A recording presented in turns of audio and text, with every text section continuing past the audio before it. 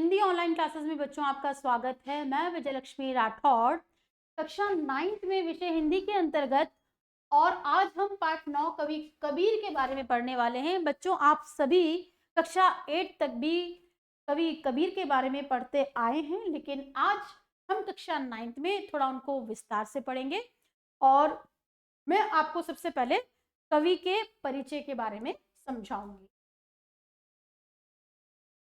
परिचय के बारे में बात करते हैं। आपके सामने चित्र उपस्थित है, आप देख रहे हैं कि ये महात्मा कबीर हैं।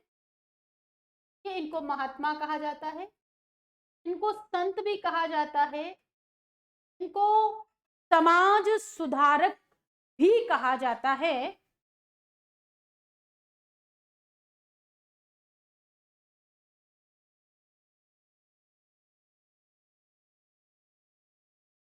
और आप देखते हैं बच्चों कि कबीर को समझने से पहले हम थोड़ा जाएंगे भक्ति काल की तरफ। भक्ति काल में मैं आपको बताऊं कि भक्ति काल में जो कोई भी कवि हुए, उनकी दो धाराएं थी, यानी दो विषय थे लिखने के लिए। एक विषय था सगुण और दूसरा था निर्गुण।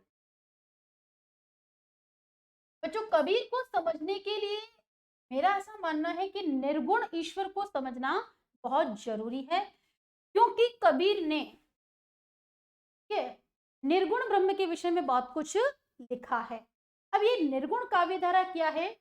मूर्ति पूजा में विश्वास नहीं करती है, ये ईश्वर के किसी कह सकते हैं आकार प्रकार में विश्वास नहीं करती है। ये निर्गुण जो संत हैं ऐसा मानते हैं कि ईश्वर क्या है, कण कण में विराजमान है। वो कहते हैं कि जितना जो कुछ भी संसार में दिखाई दे रहा है वो सब क्या है, ईश्वर का ही प्रकाश है, प्रतिबिंब है। अब ये निर्गुण जो कवि है वो भी क्या है बच्चों, दो भागों में बट गए। एक ज्ञान को लेकर आगे बढ़े और एक प्रेम को लेकर आगे बढ़े। ऐसा नहीं है कि ज्ञानियों ने प्रेम की उपेक्षा की थी, ठीक है। स्वयं कबीर भी कहते हैं कि ढाई आखर प्रेम का पढ़े सो पंडित होई। तो यहाँ पे जो ज्ञानी हैं, जो ज्ञान की चर्चा करते हुए आगे बढ़ रहे हैं और जिन्होंने काव्य की रचना की, वो बच्चों कहलाते हैं ज्ञानाश्रयी। क्या कहलाते हैं? ज्ञानाश्रयी कवि। तो हम कह सकते हैं भक्ति काल की निर्गुण काव्य धारा के ज्ञानाश्रयी शाखा के प्रतिनिधि कवि हैं कौन?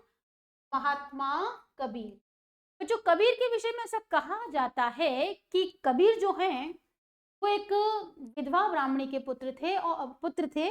विधवा ब्राह्मणी ने क्या किया, समाज के डर से इनका त्याग कर दिया और इनको काशी के लहर तारा तालाब में वो छोड़ आई। और वहां एक दंपति थे, नीरू और नीमा, जो कि जुलाहा जाति का कर्म करते थे। और उस जुलाहा दंपति ने नीरू और नीमा ने मिलकर क्या किया, एक विचार किया कि वैसे भी हमारे कोई संतान नहीं है, क्यों ना हम इस बालक को क्या करें, तो अपने पास रख लें। उन्होंने ही इसका नामकरण किया होगा। ऐसी जनश्रुति और किंवदंतियां हैं हिंदी साहित्य में। और कबीर का पालन पोषण किया। कबीर कभी स्कूल कह सकते हैं आप, विद्यालय नहीं गए। और इनके विषय में स्वयं कबीर खुद भी कहते हैं कि मसी कागज छुयो नहीं, कलम गई नहीं हाथ, कि मैं कभी विद्यालय नहीं गया हूं, मैंने कभी कलम को हाथ में नहीं लिया। तो बच्चों, फिर कहां से कबीर का ये ज्ञान हम तक पहुंचा है? तो हम बात करेंगे कि कबीर के गुरु थे रामानंद और कबीर के एक शिष्य थे धर्मदास। धर्मदास ने उनकी बातों का संकलन करके, यानी कि जोड़ करके लिखित रूप में आगे से आगे पहुंचाया। और आज हमारे पास कबीर के द्वारा कही गई बातें की शिक्षाएं, ज्ञानप्रद क्या कह सकते हैं विचार हम तक पहुंचे हैं। तो हम बात करेंगे बच्चों परिचय में कि कबीर जो है भक्ति काल की निर्गुण धारा के ज्ञानाश्रयी शाखा के प्रतिनिधि यानी प्रमुख कवि। आइए इनके विषय में और अधिक पढ़ते हैं हम।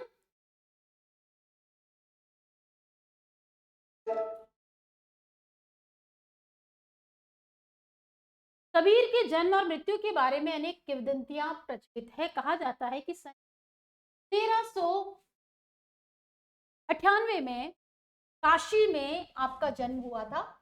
और सन 1518 के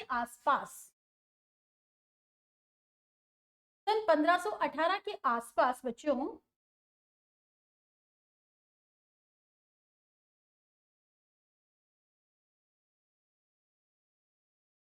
1518 के आसपास मगहर में इनका देहांत हुआ।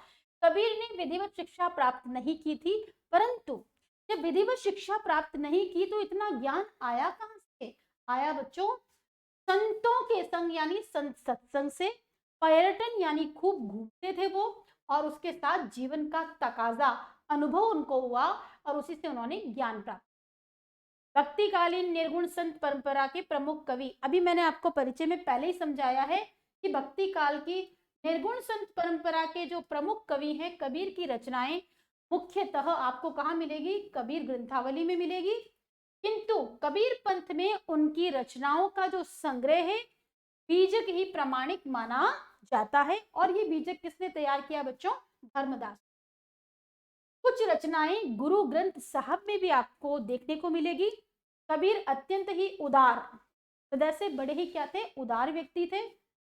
निर्भय, जिनको किसी का डर नहीं था। सदगृहस्थ, देखिए दो शब्द, सदगृहस्थ, गृहस्थ भी है और सद यानी अच्छे भी हैं। सदगृहस्थ संत थे, यानी अच्छे गुणों का वह व्यक्ति जो गृहस्थी में रहता है लेकिन जिसका आचरण कैसा है? संतों के समान। राम और रहीम की एकता में विश्वास रखने वाले कबीर ने ईश्वर के नाम पर चलने वाले हर तरह के पाखंड को, जो पाखंड कहते हैं वह बुरा आचरण जो पहले से विद्यमान है, वह दिखावा जो नहीं होना चाहिए, भेदभाव, कर्म कांड का खंडन किया है। खंडन का अर्थ होता है विरोध करना। उन्होंने अपने समय के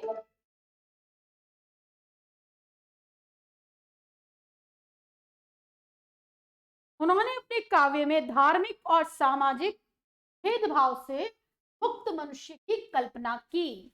हम कह सकते हैं बच्चों कबीर की जो कविता है, कविता के आधार पर हम कह सकते हैं बच्चों कि उन्होंने क्या किया? धर्म में और समाज में जो कुछ भी भेदभाव हो रहा था, धर्म में कैसे भेदभाव हो रहा था बच्चों? कि पूरा ही समाज धर्म के नाम पर क्या करता था? हिंदू और मुस्लिम क्या हो गए थे? बटे हुए थे। हिंदू कहता था कि नहीं, मुझे तो मेरे राम बड़े हैं। मुस्लिम क्या कहता था? कि नहीं भाई, मेरे अल्लाह बड़े हैं। इस तरह से इनके मन आपस में मिलते नहीं थे। धर्म के नाम पर इनकी सोच संकीर्ण थी समाज के लोगों की, और सामाजिक भेदभाव भी था। सामाजिक भेदभाव कैसे था? जातिगत भेदभाव था। एक व्यक्ति कहता था कि मैं तो बहुत ऊंची जात का हूं, और वो दूसरी किसी नीची जाति के व्यक्ति को क्या करता था? दबाता था, उसका शोषण करता था।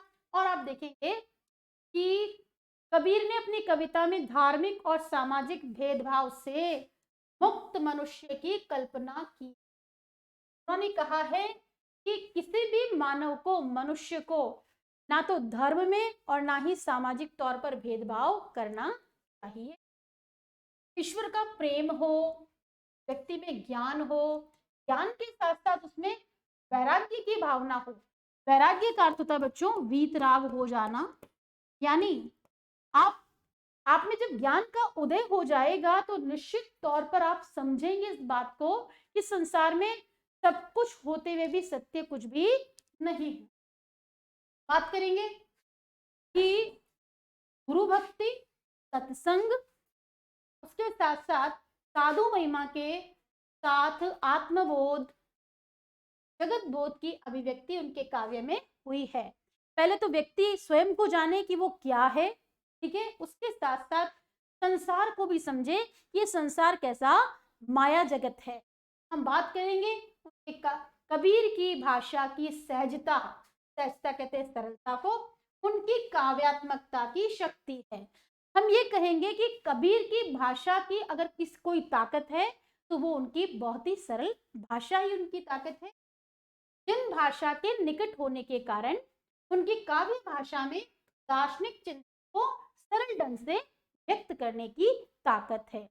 तो जो ध्यान रखना, कोई भी भाषा जितनी सरल होगी वह उतनी सरलता से लोगों को समझ में आएगी। और जो कबीर की जो भाषा है इसे कहा जाता है सदुक्कड़ी भाषा या पंचमेल खिचड़ी। तो ये सदुक्कड़ी जो भाषा है, जो पंचमेल खिचड़ी है, वो लोक जनता के बहुत ही निकट की भाषा होने के कारण लोगों को पसंद आई, और उसमें अगर कोई गूढ़ बात भी कह दी कबीर ने तो वो लोगों को आत्मसात हो गई, यानी अच्छी लगने लगी। तो मैंने बच्चों आपको ये बताया कि यह है कबीर का परिचय और उनकी कविता का परिचय कि वे अपनी कविता में कहते क्या हैं। आइए आगे देखते हैं।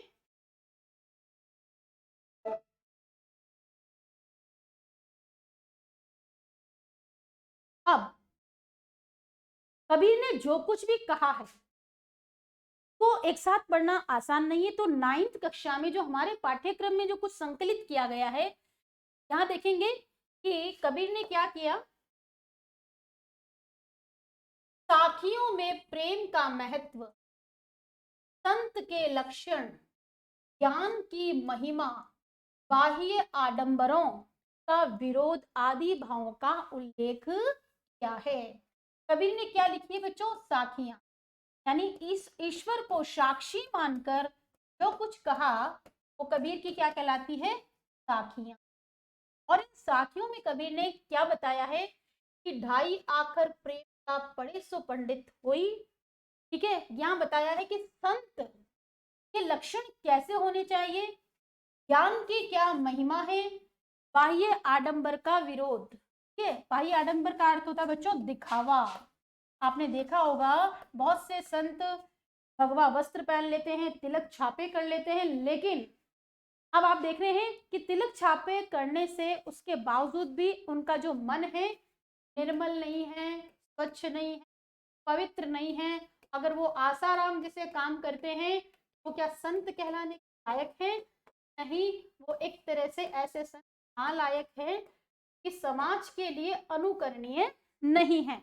तो यहाँ बच्चों यही बात बताते हैं कबीर कि पहले शब्द पद में बाह्य आडंबरों का विरोध बताया गया है और अपने भीतर ही ईश्वर की व्याप्ति का संकेत है कि मनुष्य को ईश्वर की खोज करने के लिए कहीं और भटकने की आवश्यकता नहीं है।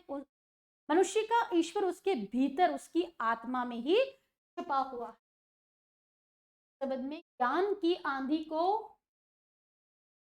रूपक के सहारे ज्ञान के महत्व का वर्णन किया है। अब देखिए रूपक कैसे बांधते। एक होती सामान्य आंधी, जब आंधी आती है तो कूड़ा कचरा उड़ता है और उसका प्रभाव जनमानस पर पड़ता है।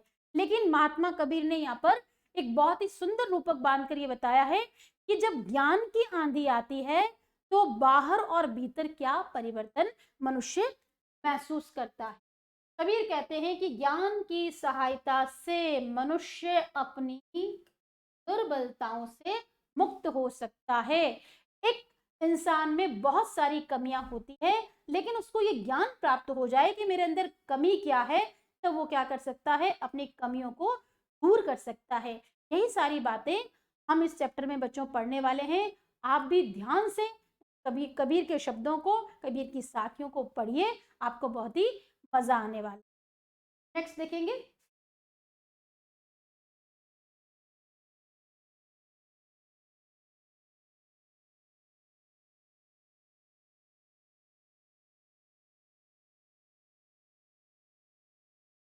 साखियां। साखियों के विषय में मैंने आपको बताया कि साखियों की भाषा सदुक्कड़ी है, पंचमेल खिचड़ी है, और साखी यानी ईश्वर को ही साक्षी मानकर जो बात कही गई है उसको क्या कहा गया बच्चों? साखी। पहली साखी में कबीर क्या कहते हैं?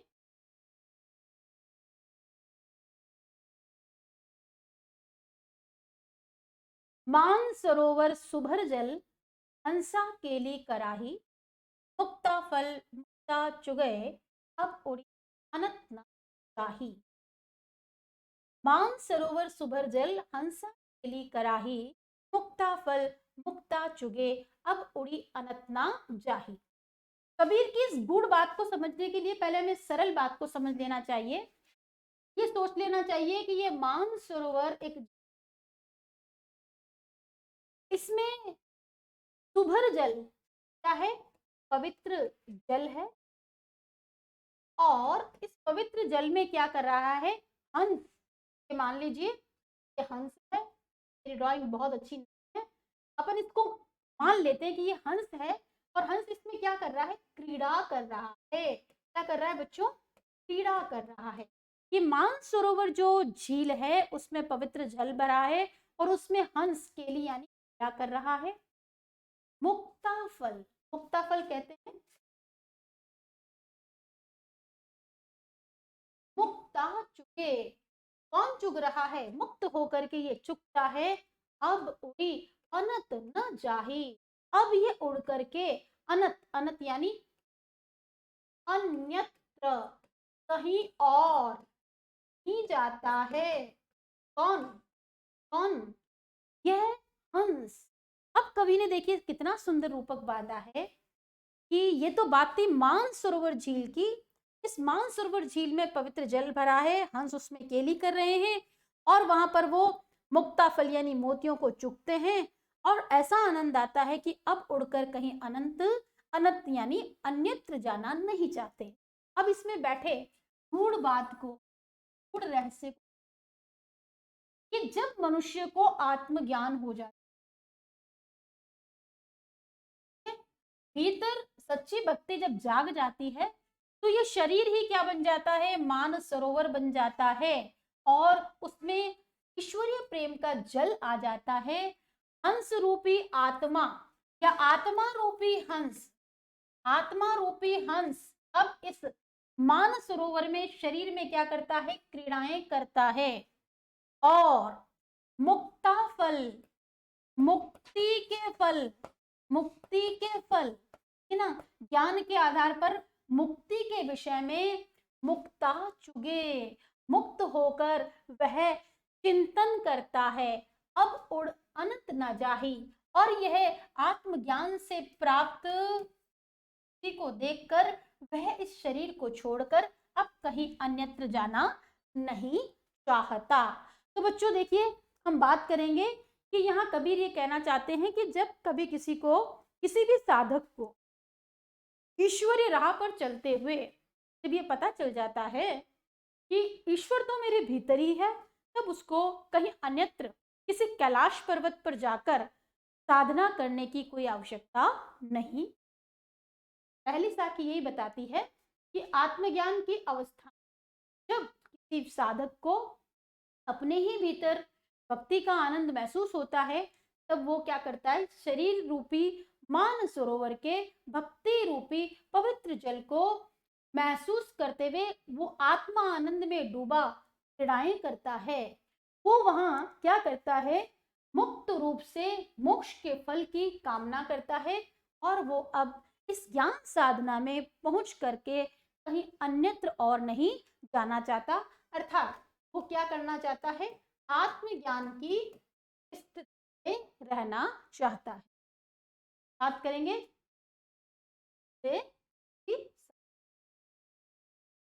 कि प्रेमी ढूंढत मैं फिरूं, प्रेमी, प्रेमी को प्रेमी मिले सब विष अमृत होई। यहाँ पे कवि ने सच्चे प्रेम, और प्रेम भी कौन सा बच्चों? ईश्वरीय प्रेम की बात कही। ईश्वरीय प्रेम से मतलब क्या है बच्चों?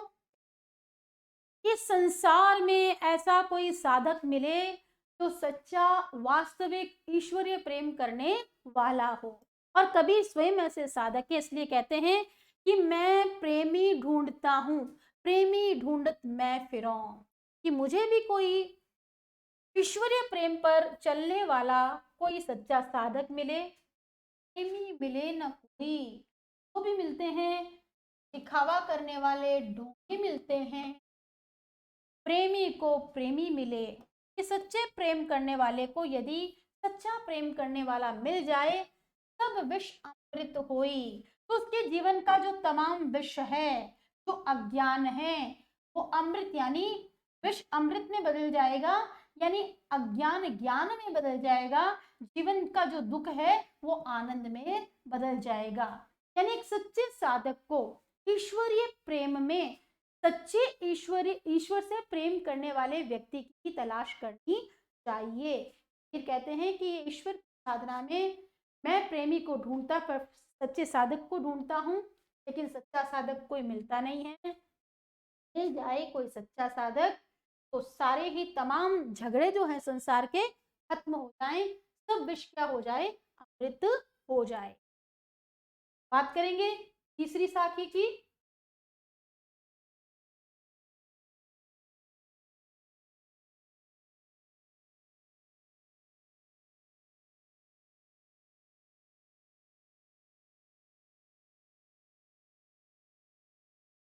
हस्ती चढ़िए ज्ञान को सहज तुलिया डारी। हस्ती चढ़िए ज्ञान को सहज तुलिया डारी। स्वान रूप संसार है भूखन दे भक मारी। कवि कहना चाहते हैं कबीरदास कि हस्ती चढ़िए ज्ञान को सहज तुलिया डारी। आपने हाथी को देखा होगा चलते हुए। जब हाथी जब चलता है तो उसके पीछे बहुत से कुत्ते भौंकते हैं। हाथी अपने लक्ष्य की ओर मद मारता हुआ चलता है। उन कुत्तों के विषय में नहीं सोचता कि कितने कुत्ते मेरे आगे भौंक करके मेरी दिशा को क्या कर रहे हैं, रोक रहे हैं। लेकिन वो क्या करता है, एकदम अपनी मस्ती में आगे बढ़ता ही रहता है। यहाँ कवि कहते हैं कि हस्ती चढ़िए ज्ञान को सहज दुलिया डारी। यदि आप ज्ञान के मार्ग पर चढ़ गए हैं, ठीक है, और अब आप कहाँ कैसी स्थिति में पहुंच गए हैं, उसी हाथी की स्थिति में पहुंच गए हैं। और देखा होगा कि अब उस आसन पर जब पहुंच गए हैं आप, तो वहां पर क्या करो कि उस आसन पर आप भी निर्भय होकर बैठ जाओ। ज्ञान की अवस्था में जब आप ऊंचे स्थान पर बैठ गए हो तो वहां क्या करो, निर्भय होकर बैठ जाओ। स्वान रूप संसार है। उन्होंने संसार को क्या कहा है बच्चों, स्वान। स्वान का अर्थ होता है कुत्ता। कि जो कोई भी साधक ईश्वरीय भक्ति के मार्ग पर, ठीक है, ऊंची हस्ती चढ़िए ऊंची अवस्था में जब पहुंचता है, ठीक है, उसको संसार की परवाह नहीं करनी चाहिए, क्योंकि संसार तो कुत्ते की तरह भौंकने वाला है।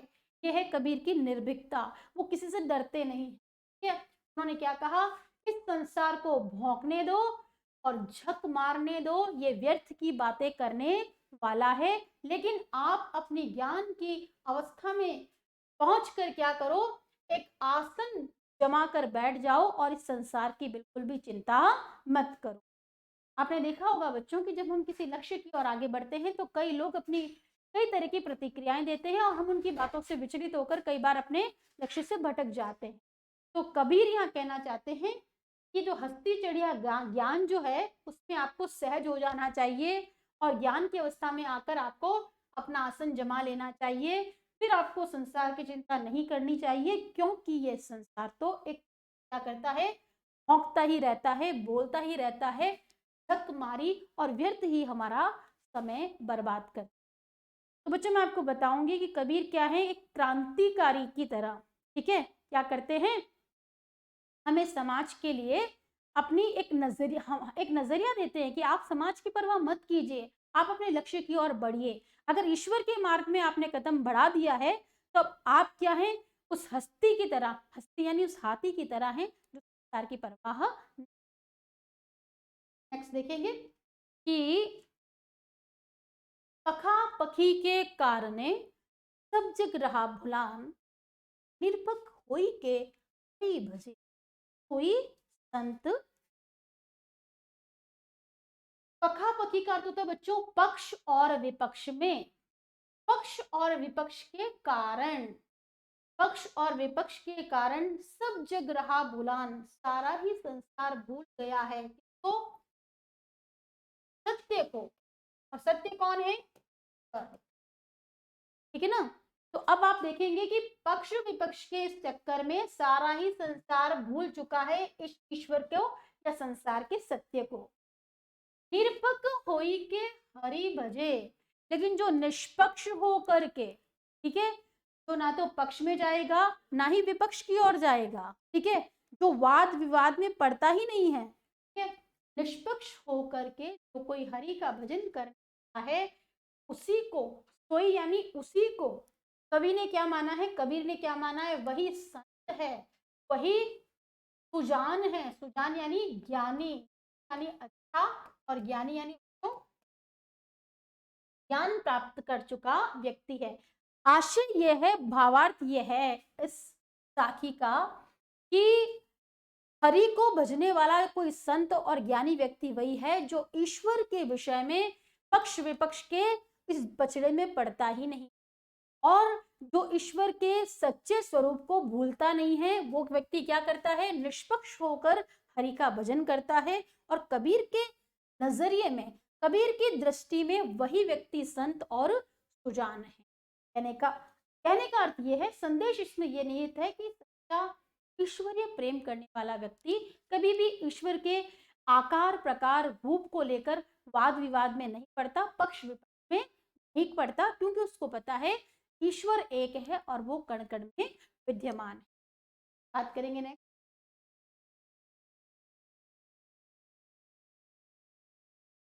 साखी नंबर 5।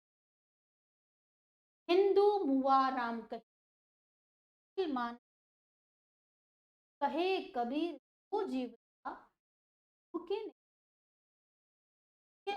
कबीर कहते हैं हिंदू मुआ राम कही, हिंदू मर गया राम राम कहकर, मुसलमान खुदाई, और मुसलमान क्या करते हैं, खुदा खुदा कह करके अपना समय गवाते हैं। कहे कबीर सो जीवता, कबीर कहते हैं मेरी दृष्टि में तो वही जीवित और समझदार है जो धूके निकट जाई, जो दोनों के ही निकट नहीं जाता, अर्थात जो ईश्वरीय एकता में विश्वास करता है, जिसको राम और रहीम की एकता में विश्वास है, वही व्यक्ति है। और नहीं तो हिंदू और मुस्लिम दोनों ही अपने अपने देवों के नाम ले लेकर एक दूसरे से लड़ते रहते हैं, झगड़ते रहते हैं और अज्ञान की बीत रहते हैं। देखेंगे बच्चों हम नेक्स्ट कि इसमें यहाँ एक तरह से कबीर हमें समदर्शी बनने का संदेश देते हैं। वो कहते हैं धर्म के नाम पर भी किसी तरह का क्या नहीं होना चाहिए, असमानता नहीं होनी चाहिए। हिंदू और मुस्लिम दोनों को ही समझना चाहिए कि ईश्वर तो एक ही है, ठीक है। और इसीलिए कबीर ने उस व्यक्ति को क्या कहा है, कहे कबीर सो जीवता, वही व्यक्ति जीवित है जो दूह के निकट न जाए, जो राम रहीम के लफड़े में पड़ता ही नहीं है, उल्टा क्या करता है, समदृष्टा होके ईश्वर को एक मानता है। अब आगे की कक्षा में हम फिर इन साखियों को पढ़ेंगे बच्चों, और आप भी इसको साथ साथ पढ़ते रहिए, जिससे कि आपको ये समझ में आएगी, आने वाले प्रश्नों को आप हल कर सकेंगे। और इसके साथ मैं फिर नई कक्षा में आपके साथ नई साखियां लेकर उपस्थित होंगी। तब तक के लिए नमस्कार।